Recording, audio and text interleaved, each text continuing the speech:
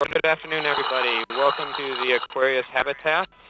Aquarius is a underwater habitat 43 feet long, which is located 4 miles offshore Tavernier, Florida, and houses scientists underwater for projects of 10-day duration. The seafloor is 60 feet underwater, and storage depth, or the internal pressure in the habitat, is 47 feet of seawater. We house 4 scientists at a time, along with 2 technicians on missions of 10 days duration generally, and they get to spend hours and hours every day, about 8 or 9 hours a day on the seafloor doing marine science research. The structure weighs, the habitat itself is 80 tons, and it's a 120-ton base plate, and supported by a buoy overhead. That buoy provides air and electricity, as well as communications with the outside world. So today we're going to be talking about ocean acidification and a specific project taking place in Aquarius at this time. On this call, there is a conference call which is being patched in via Ustream, which you guys are now watching. On this call, you'll have myself, Saul Rosser, the Operations Director at Aquarius Reef Base. Hopefully we'll also have Dr. Gary Miller, the Chancellor at UNCW. Hopefully he'll be able to join us in the next few minutes. We also have Dr. Chris Martins, the Principal Investigator for this mission from University of North Carolina, Chapel Hill, and Dr. Libby Jewett, Director of NOAA's Ocean Acidification Program. Finally, and quite excitingly, we have James Talasek, the lead habitat technician during this mission, and currently a diver in the water, who we'll be talking with. Okay, if you guys are on Ustream, which if you're watching this, you obviously are, you'll notice that there's both a viewing area where you can see live videos, which we're sending to you and selecting between. You'll also see on the right-hand side there is something called Social Stream. You can use Social Stream to ask questions during this event. You can log in directly to Social Stream via Ustream, or you can use your Facebook account. So please go ahead and log in if you'd like to ask some questions. When you do ask questions, let me ask you to please identify yourself and identify where you are working or where you are stationed, where you're emailing from. So hopefully we'll get a good dialogue going in a bit. During this event, and Dom, if you can show us, we have a couple of different camera feeds available. We have the diver's hat camera, which perhaps Dom can switch to in a second here. We also have a camera on the reef, which Dom has gone back and forth between. It's a rotating camera. We also have a fixed camera, which shows the diver and some of the equipment. And we have a camera inside the galley table showing Dr. Martins. There's a few other cameras that Dom might show during this event, and just want to give you a sense as you jump around between these various feeds what you might be looking at. So hopefully you can follow along as we move through. One other note for this event, we are in the middle of live operations. We do have a diver in the water and are using this channel for dive control purposes. So you may hear us break in with calls of green diver, or the diver calling back for topside support. So please bear with us as that occurs. You may also hear VHF radio or other traffic in the background as operations continue. Okay, that's the intro in terms of the program. We're going to last for about 30 minutes here, going until 2:30. At this time, I want to check one more time to see if Dr. Miller, Chancellor at UNCW, is on the line. Dr. Miller, have you had a chance to join us? I'm here with you. It's a great pleasure. Oh, great. Thank you for joining us, Dr. Miller. I understand you wanted to say a few words about Aquarius and how it fits into the larger picture for UNCW, NOAA, and the ocean science community. Thank you, Saul. This is a great opportunity for us. A very exciting event today to showcase the capabilities of what we think is one of the world's most advanced marine assets in operation today. Wilmington is North Carolina's coastal university, and the university has been operating Aquarius undersea laboratory for NOAA since 1991. And Aquarius and its associated research complements the university's broader mission to increase knowledge and cultivate public awareness about the oceans and seas and marine science in general through our research, education, and knowledge. I'm very excited. I'm a biologist by training, so this is very exciting to me. The value of this project, as currently being undertaken by Chris Martins, really can't be overstated. Aquarius is located on a reef off Key Largo, has been there for almost 20 years, giving scientists the opportunity for studies. Additionally, scientists utilizing Aquarius have 24-hour access, 10 hours a day on the bottom, and sometimes to a depth of 100 feet. This is fantastic. We believe this, along with the power of the networking capabilities afforded by the undersea laboratory, is, we believe, one of the major reasons it's such an important asset for understanding the ocean. So we're looking forward to collaboration with NOAA as we explore ways to expand the Aquarius reef-based research and research. So we thank you all for joining us, and we're very excited to hear more about Dr. Martin's work. Thank you very much, Saul. Okay, thank you very much, Dr. Miller. At this time, we'll turn to Libby Jewett, Dr. Libby Jewett at the NOAA's Ocean Acidification Program. Libby, are you on the line? I am. Okay, would you like to go ahead and give us a little sense of perspective from NOAA? So I just have some very quick comments because I think the important thing is to be able to see what Chris is doing from the Aquarius. But on behalf of NOAA, I want to welcome all who are tuning in to this live webcast. And as director of NOAA's newly established Ocean Acidification Program, I'm excited to be participating in this interactive event with Chris Martin and his team of researchers. As you'll hear, ocean acidification poses a very serious threat to coral reefs around the world. And NOAA is responsible for developing a comprehensive coral reef monitoring network to gauge the impact of acidification on these critical marine habitats and assist in their management. Dr. Martin's work will help inform the structure of this network. And I especially look forward to hearing and seeing more about his work and hearing questions from those of you listening. I also want to open the opportunity and reach out to any of you who are on the line.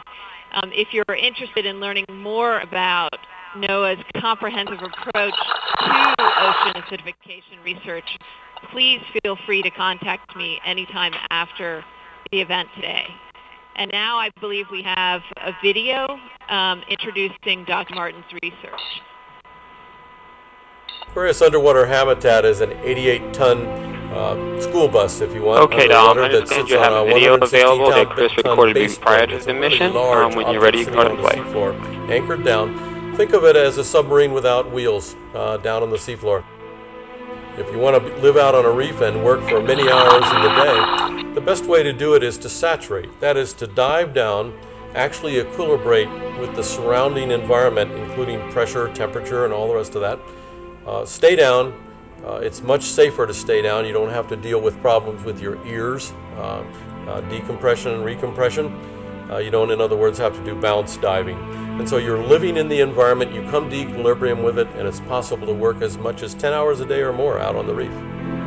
Our group is working with advanced instrumentation to try to distinguish this global ocean acidification effect from acidification that occurs as a result of local processes. For example, as water washes across the reef from offshore and from nearshore, there's all kinds of changes in the acidity. How is a reef manager going to distinguish between local variations in ocean acidity and that which is coming as a result of global CO2 increases? So we're trying to learn how to distinguish between those two sources of acid. We've got most of our experiments are oriented towards working in the benthic environment, that is right on the seafloor, where there are lots of organisms that generate CO2. Sponges, for example. They breathe just like we do. They take in oxygen. They exhale CO2. They just exhale it into the water column. So we're trying to distinguish between that source of acidity and the global source of acidity.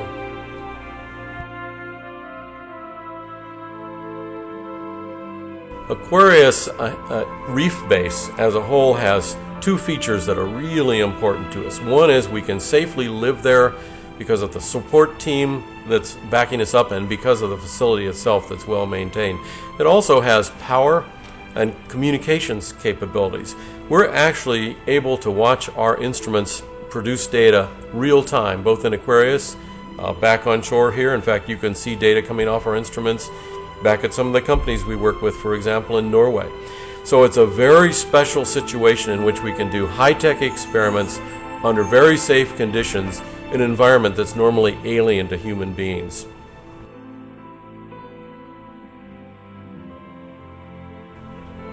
Our work fits into efforts that are going on around the world now to understand the potential impacts of ocean acidification. The way it fits in is that most workers that are working on this problem have to work in laboratories, for example, with organisms in aquaria, or for example, they simulate experiments and do modeling efforts, or they lower ropes over the wires over the side with instruments on them to get glimpses of what's going on. Our work is actually designed to make real-time measurements for extended periods of time on the seafloor, surrounded by a coral reef environment. We're now going to go down to the habitat where Dr. Martins is sitting at our galley table, and he will introduce our diver in the water. So, Chris, if you can hear me, over to you. Hello, everyone.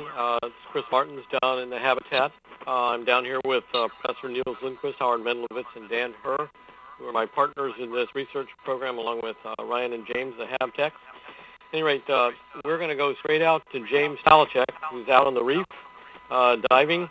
Remember that our central question is, how can we distinguish the effects of pH drops from global atmospheric CO2 injection from local CO2 injection? You're going to see some instruments out on the reef. Many of them are prototype instruments. We're partnering with a bunch of private sector companies, about 4 of them at the present time, and you'll see their instruments. Many of them are brand new. So let's go out to the seafloor. Hello, James. Are you there? Yes, Chris, I am with you. Good afternoon. Okay. So we're looking at James. His helmet cam is going to allow us to take a direct look at some of the state-of-the-art instruments. Many of them, there's less of 10 of them in the world. This one you're looking at right now is called a SEAS 2. There's about 10 of them in the world, and they are the most sophisticated underwater pH measurement equipment that currently exists. You'll see little pumps flying around. They're basically underwater autoanalyzers. You have to do it very carefully in order. These are capable of resolving plus or minus 0.001 pH units. So they're very good. We're able to use them to continuously monitor pH on the seafloor, in the water column above the seafloor. We're particularly interested in what the pH is, that is the acidity, right against the substrate, right against the coral surfaces, the reef rubble surfaces, sponge surfaces. So if we can go back to James, let's move from the SEAS 2 instrument over to our underwater mass spectrometer. Off to the left there, James is going to take a quick stroll. And you're looking at one of only 5 working underwater mass spectrometers currently working around in the ocean. It was made by Monitor Instruments Company, who we're partnering with on it. It's a battery case on the upper right-hand side so that we can unplug it underwater, walk around with it, little valve switching device on the left. But inside the case is an instrument that used to be the size of a Volkswagen, and now compressed down using modern electronics, and we can use that instrument to measure dissolved gases, in particular CO2. Dissolved CO2. For this mission, that's the most important one. We also measure oxygen, argon, any other gas that's of interest to us from the standpoint of its impact on oceanic pH levels. That instrument is capable of going for months at a time. You see the cable off to the right, trailing down to the lower right side of the picture. That takes us up to the LSB, the power source. We can then send that signal anywhere in the world, or we can see it right here in the HAB. So we're actually monitoring and looking at our instruments. They report to us live, either here or at laboratories in UNC Wilmington or UNC Chapel Hill, any place we want to send a signal. So for monitoring purposes, this kind of instrumentation is the wave of the future, and I think of Aquarius Reef Base as the world's only underwater cabled observatory. It's a marvelous place to do this kind of work, and that's why we're here. So if we go a little bit to the left, you're going to see an experiment that's at the end of those wires. So let's let James walk around on the seafloor. There's quite a current blowing down there today. James, are you feeling any heavy currents, or is it backed off a little bit? There's quite a strong current today, Chris. Okay. So let's switch back to the helmet cam with James, and let's look at all those little blue objects hanging there like mangoes on a tree. Those are little oxygen optodes. They are the latest and greatest measurement sensor for dissolved oxygen in seawater. They're very stable. Those very sensors have been out on the seafloor here at Aquarius Reef Base since April. Last year we did a similar 3-month trial experiment. We're able to continuously measure within seconds up to 15 or even more of those sensors, so we can have them placed around the reef. And what we're really, of course, using them for is to distinguish drops in oxygen, which then are a result of respiration, which is injecting CO2 into the water and acidifying the water locally. Just below the optodes, you can see in yellow marking that's actually a tank strap that we use. This is serial number 2 instrument from Satlantic. They've loaned it to us for these tests here at Aquarius. That instrument is one of the most sophisticated for measuring pH in the world. And another one off to the left of it in the blue straps is also the twin. That's number 3. So this company's put a lot of faith in us. I'm happy to tell you that we've got really great results. We're able to carry those around on the reef and actually measure pH drops from specific seafloor organisms such as sponges. If we look a little bit to the left of that, we see some seabird CTDs at its conductivity temperature. Also have dissolved oxygen sensors on board the systems. They are pumped systems, so they take a sample every 2 minutes or so. They're for long-term deployment.